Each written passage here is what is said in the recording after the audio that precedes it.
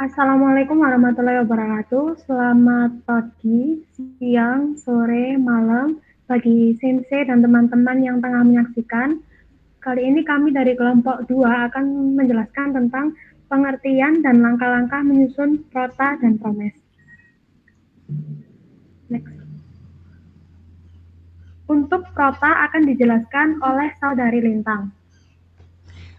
Baik, langsung saja pengertian prota.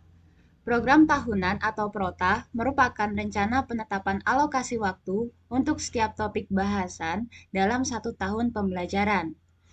Pengalokasian waktu pada program tahunan ditetapkan besarannya secara umum pada setiap topik satuan bahasan sesuai cakupan lingkup bahasan pada SK dan KD berdasarkan kalender pendidikan dan jumlah minggu efektif dalam satu tahun pembelajaran. Prota dijabarkan lebih rinci pada Promes, dibuat di awal tahun ajaran untuk dijadikan pedoman bagi pengembangan program-program berikutnya, yakni program semester atau Promes, silabus, dan rencana pelaksanaan pembelajaran atau RPP. Kemudian, dalam menyusun prota, penting untuk mengetahui komponen-komponen yang ada di dalam prota. Apa aja sih yang ada di dalamnya? Nah, komponen-komponen prota meliputi dua bagian, yaitu identitas dan format isian. Bagian identitas terdiri dari satuan pendidikan seperti satuan SD, SMP, SMA. Untuk presentasi kami kali ini, kami mengacu pada satuan pendidikan SMA. Kemudian bagian identitas lainnya yaitu kelas, mata pelajaran, dan tahun pembelajaran atau tahun ajaran. Sedangkan untuk format isian adalah sebagai berikut, sebagaimana yang tertulis di PowerPoint. Perlu diketahui sebelumnya bahwa prota setiap satuan pendidikan itu bisa bermacam-macam ya. Jadi tidak semua komponen format isian yang ada di penjelasan itu sama mutlak. Ada yang opsional seperti yang saya beri warna merah dan ada yang pada umumnya memang ada dalam standar penyusunan prota. Berikut ini merupakan contoh format dari prota atau program tahunan. Nah, di contoh format, bagian yang diberi warna merah merupakan bagian identitas dan bagian yang berwarna biru merupakan bagian format isian. Selanjutnya, kita akan membahas seputar langkah-langkah penyusunan program tahunan atau prota. Sebelum menyusun prota, penting bagi seorang penyusun untuk memperhatikan sebuah kalender pendidikan. Kalender pendidikan setiap instansi pendidikan itu bisa berbeda-beda karena setiap instansi pendidikan juga memiliki kegiatan-kegiatan yang berbeda pula. Tahapan pertama yang dilakukan dalam menyusun prota adalah identifikasi jumlah KD dan SK dalam setahun, yang mana KD dan SK ini biasanya sudah ditentukan ya dari pusat. Tahap keduanya adalah identifikasi keluasan dan kedalaman KD, yaitu pemetaan berdasarkan tingkatan materi atau tingkatan kesulitan materi. Tahap ketiga adalah memetakan KD untuk tiap semester, dan tahap yang keempat adalah menentukan alokasi waktu KD dengan melihat minggu efektif. Nah, minggu efektif ini bisa kita dapatkan dari proses meninjau kalender pendidikan. Lalu, bagaimana sih cara dan perhitungan alokasi waktu? Nah, untuk bagian ini akan kami jabarkan secara merinci lagi pada slide akhir ya. Baik, selanjutnya terdapat contoh format prota yang sudah ada isinya. Di situ terdapat kolom semester. Jadi dalam prota, karena mencangkup data dalam satu tahun, jadi akan ada dua semester yang dimasukkan. Jadi ini contoh semester satunya, kemudian ini dalam satu file ya, ini yang semester 2. Lalu terdapat kolom SK dan KD yang sudah ditetapkan sebelumnya dari pusat. Kemudian ada kolom materi pokok yang akan dipelajari dalam 2 semester.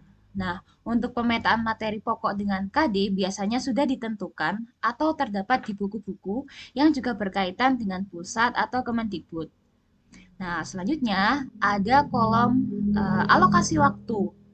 Di situ pada baris pertama tertulis 2 kali 45 menit. Jadi, angka 2 di situ itu apa sih? Angka 2 di situ merupakan jam pelajaran, yang mana berarti 1 jam pelajaran itu terhitung 45 menit. Jadi, kalau 2 jam pelajaran berarti dalam satu pertemuan menghabiskan 90 menit kegiatan belajar mengajar. Jam pelajaran pun apakah harus 2 atau selalu 2? Tentu tidak. Lalu, bagaimana cara mengetahui jumlah jam pelajaran yang akan dimasukkan dalam prota? Nah, untuk yang ini juga akan dibahas bersamaan dengan perhitungan alokasi waktu di slide akhir nanti. Baik, untuk materi prota sampai di sini, selanjutnya akan ada uh, materi promes yang akan disampaikan oleh saudari Niken. Silahkan.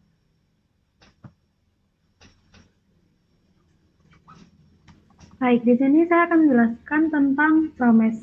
PROMES sendiri merupakan salah satu bagian dari program pembelajaran yang memuat alokasi waktu untuk setiap topik satuan bahasan pada tiap semesternya. PROMES merupakan program yang isinya garis besar tentang hal-hal yang akan dicapai dalam satu semester atau 6 bulan. Semester adalah satuan waktu yang digunakan untuk penyelenggaraan program pendidikan. Next.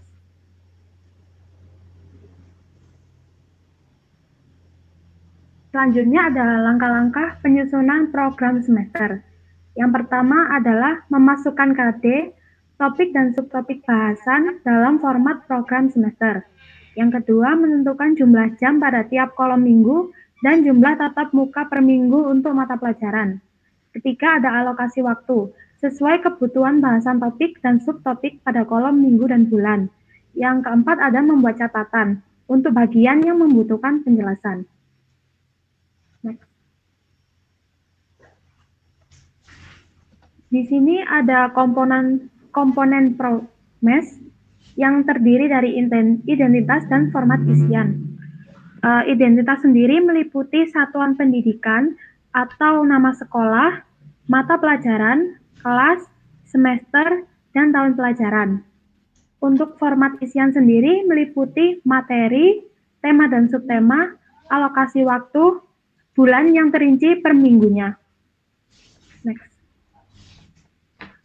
Nah, di slide ini kita bisa lihat salah satu contoh PROMES semester 1. Di sini komponen identitas sudah lengkap, ada nama sekolah, mata pelajaran, kelas, semester, tahun pelajaran. Untuk komponen format isian, di sini sudah tersedia kompetensi dasar, lalu mata pelajaran, alokasi waktu, dan bulan yang terinci per minggunya. Kita ambil contoh dari nomor 1.1. Kompetensi dasarnya adalah identifikasi bunyi ujaran, kata, frasa, atau kalimat dalam satu konteks dengan mencocokkan dan membedakan secara tepat. Materi pembelajarannya adalah Aisatsu. Untuk alokasi waktu adalah 2 JP atau 2 jam pelajaran. Nah, alokasi waktu ini untuk Aisatsu diletakkan di minggu keempat, karena di minggu 1, 2, dan 3 adalah minggu tidak efektif. Minggu tidak efektif itu adalah pekan yang tidak bisa digunakan untuk kegiatan pembelajaran. Lalu kita lihat di nomor 3.1 adalah materi pembelajaran Nihongo de Nandesuka. Untuk alokasi waktunya adalah 4 JP.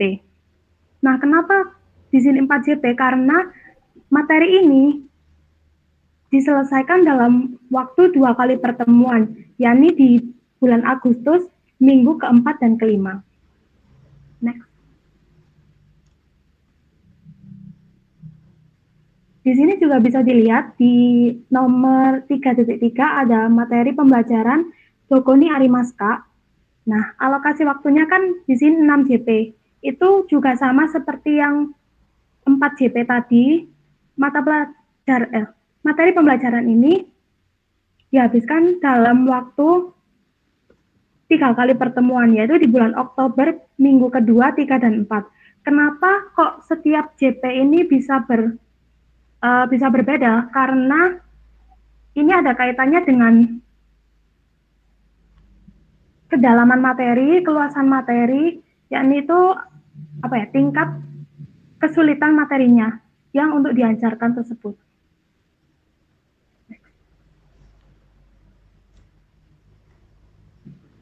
Selanjutnya untuk alokasi waktu akan dijelaskan oleh Saudari Ida.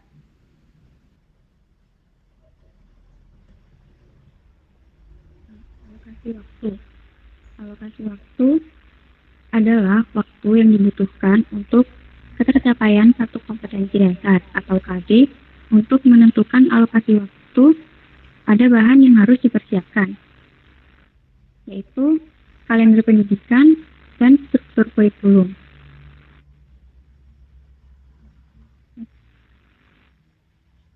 Selanjutnya, bagaimana cara menghitung alokasi waktu? Langkah yang pertama yaitu dengan menelaah kalender pendidikan. Karena dari kalender pendidikan dapat diketahui jumlah minggu efektif dan tidak efektif. Lalu langkah yang kedua, menghitung jumlah minggu dalam satu semester. Lalu menghitung jumlah minggu tidak efektif.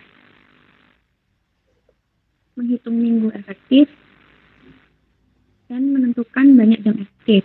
Nah, lalu yang terakhir adalah mendistribusikan alokasi waktu per KD.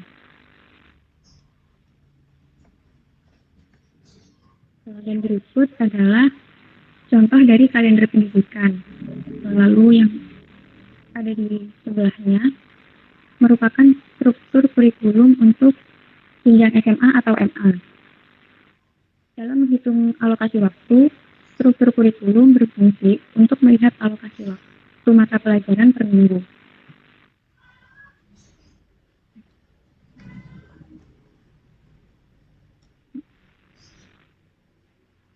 Lalu pada slide ini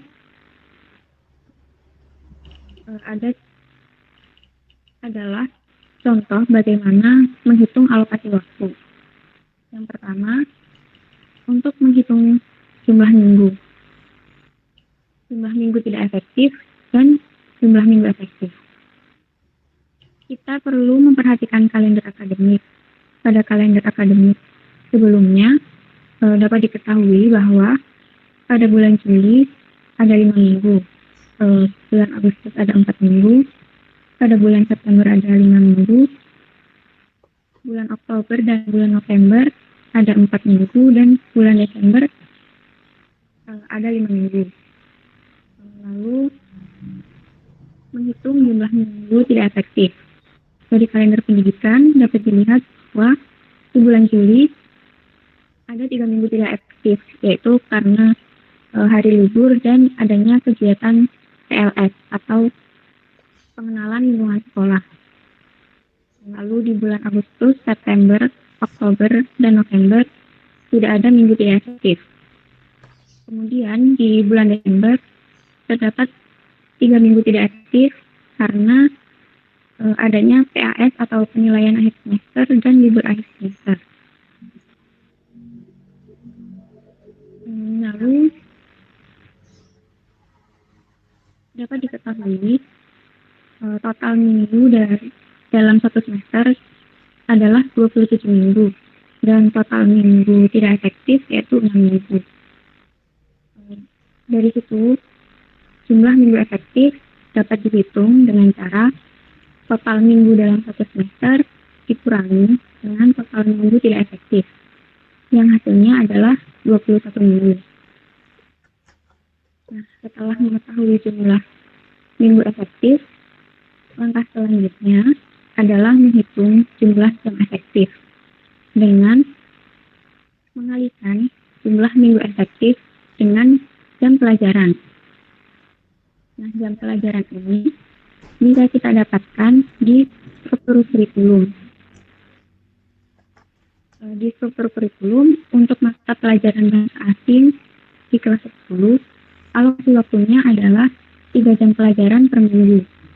Jadi, untuk menghitung jumlah jam efektif adalah dengan mengalihkan jumlah minggu efektif, yaitu 21 minggu, dengan jam pelajaran, yaitu 3 jam pelajaran. Dan hasilnya adalah 63 jam pelajaran. Lalu yang terakhir adalah mendistribusikan alokasi waktu per KD.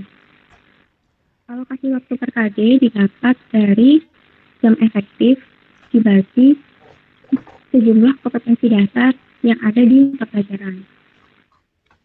Dengan pembagiannya bisa disesuaikan dengan kompleksitas dari KD yang ada. Seperti misalnya seperti yang kita pakai untuk contoh, dalam satu semester terdapat 3 KD.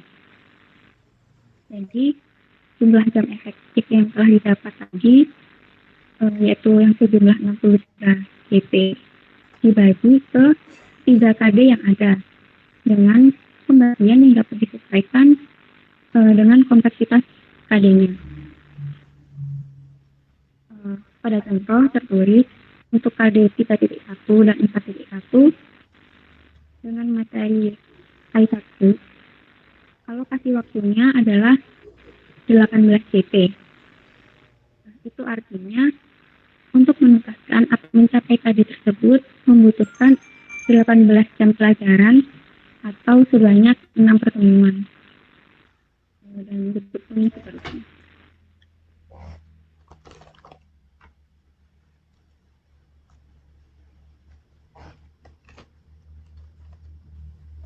Sekian presentasi dari kami kelompok 2. Apabila terdapat kesalahan, mohon dimaafkan. Terima kasih. Wassalamualaikum warahmatullahi wabarakatuh.